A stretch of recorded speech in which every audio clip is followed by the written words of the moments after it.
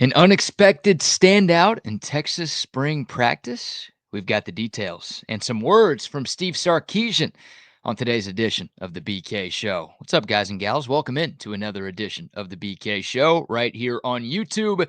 This is your one-stop shop for all things Texas Longhorns content. It's been a minute. I apologize for the not-so-brief hiatus.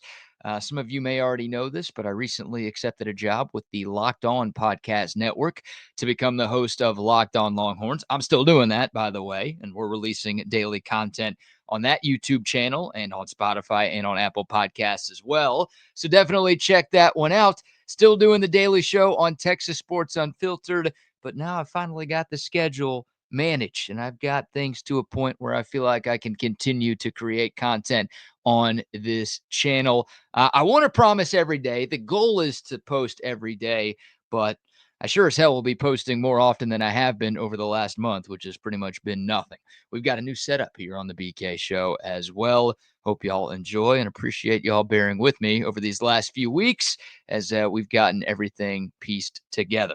All right, I promise I won't have that long of a ramble at the start of each of these videos. Y'all want to get to the content, so let's get to the content.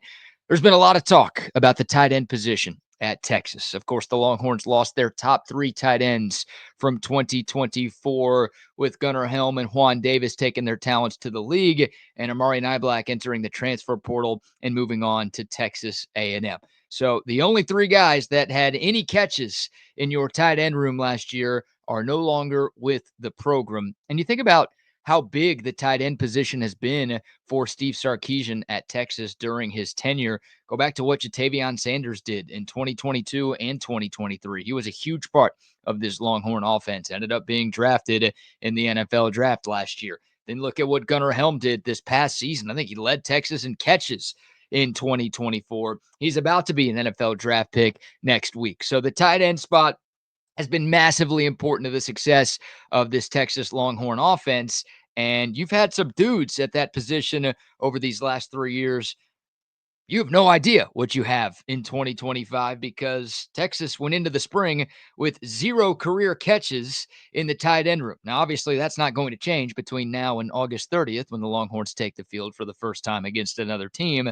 But yeah, you've got 0 production in your tight end room. You've got a couple of guys who have been on campus for a while and some newcomers as well. But it is a big question mark for Texas. Now, saying that, here's the good news.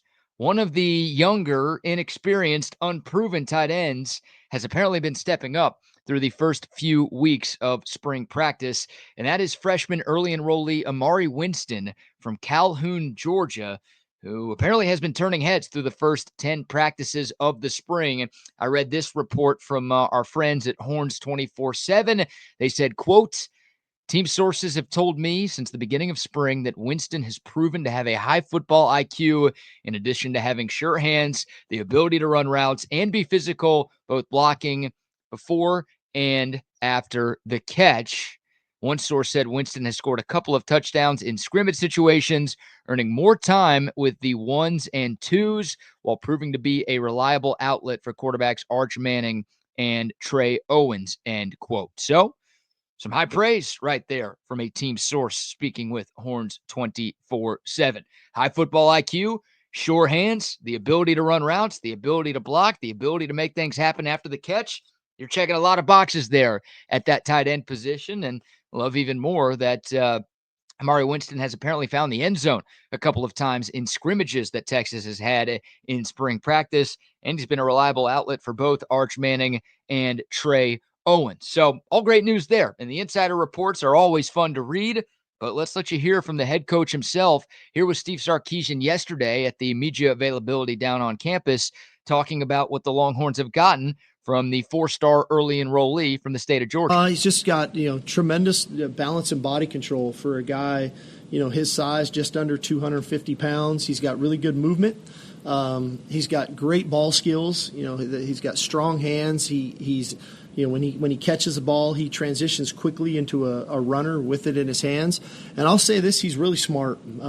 He's playing kind of an H-back for us in 12 personnel, but in 11 personnel, we're taxing him with learning our Y position. So he's learning two positions simultaneously. And as a guy who just got here, our ability to put him out there, and he's not perfect yet by any means, but he's learning it. He's taken a tough coaching, which I credit him for that, because being coachable is a sign of a really good player.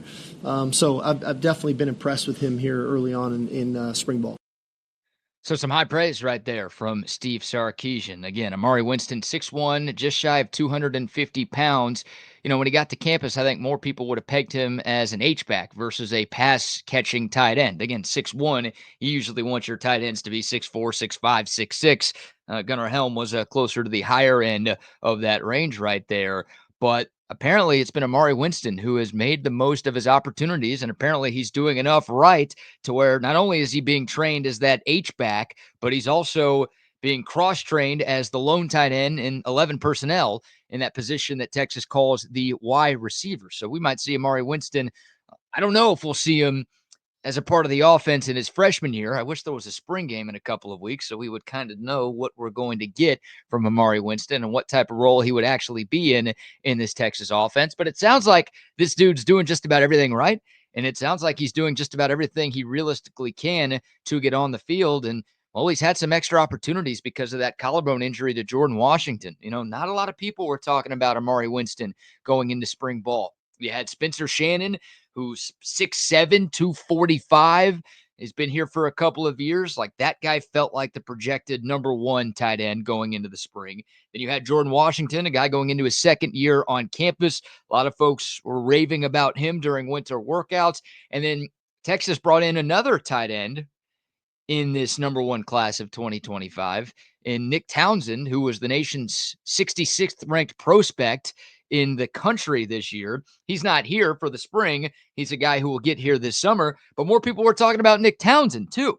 He's a guy who maybe had more potential and more expectations than Amari Winston. So kind of felt like Winston was a bit of an afterthought when looking at the other tight ends that Texas has or will have on its roster in 2025. Yet we're hearing more about Amari Winston. And by the way, that response that we just played was in response to a question posed by Chip Brown asking about Amari Winston. But earlier in yesterday's press conference, Sark was asked about guys who are standing out on both sides of the ball. And the very first name that Sark mentioned on offense was Amari Winston. So that was totally unprompted right there. He's like, Amari Winston's doing great. Parker Livingston's doing great. Brandon Baker.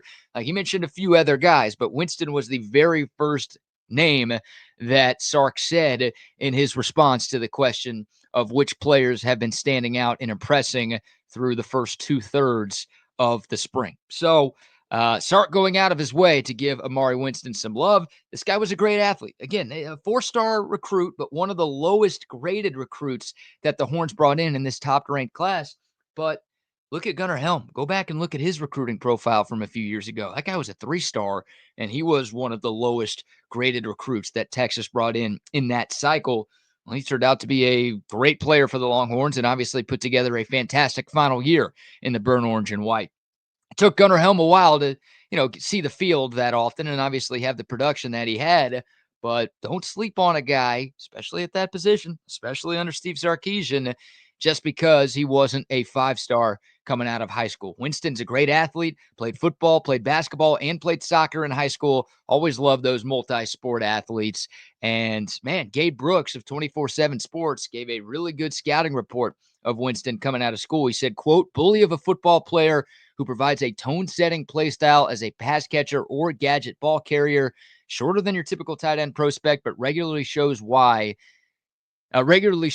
finding ways to get him the ball is smart. Experienced basketball player who plays above his listed size thanks to his strength, timing, and functional athleticism.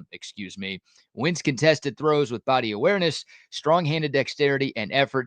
Knows how to use his body to keep defenders at bay and flashes close quarters power as a blocker and a runner. He's a high motor player who plays hard and transfers that effort to blocking. End quote. So high praise. A scouting report about Amari Winston in high school. And again, I don't know exactly what his role is going to be, especially in his true freshman campaign. But because this tight end room is as open as it is right now, and you have, zero returning catches or zero career college catches with anybody else at that position, feels like the opportunity could be there for Amari Winston to crack at least the rotation when we get to the season. Now, another question that stems from this is, will the rise in Amari Winston impact the Longhorns transfer portal plans? Of course, the portal reopens tomorrow. Texas got a receiver yesterday. A lot of folks have speculated that they're going to be in the market for a tight end. The question is, has Amari Winston done enough to maybe change the Horns' mind? Maybe. I still think Texas needs to go out and get somebody with pelts on the wall in college football, right? Like, I just don't want to hope that some of these young, inexperienced guys can be ready when the Horns take the field against the defending national champs in their house on August 30th.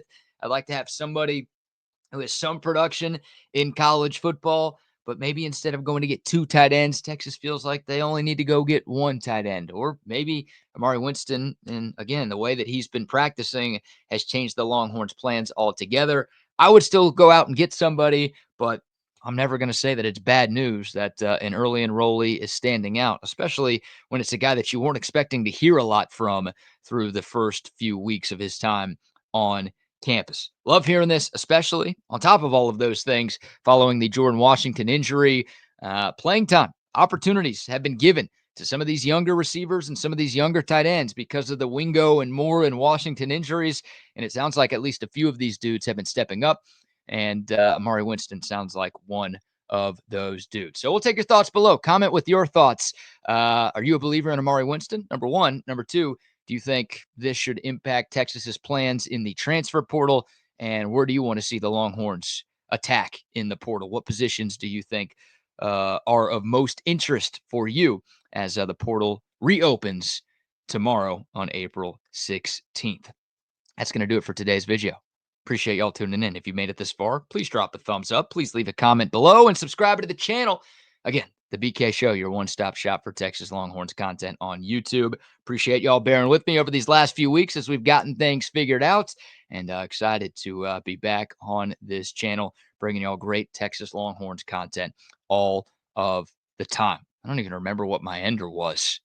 I had something cool that I used to say to sign off at the end of each show. I'm gonna have to go back and check out what that was, but we'll talk to y'all soon on the BK Show. Hook 'em horns. Thanks for watching. Peace.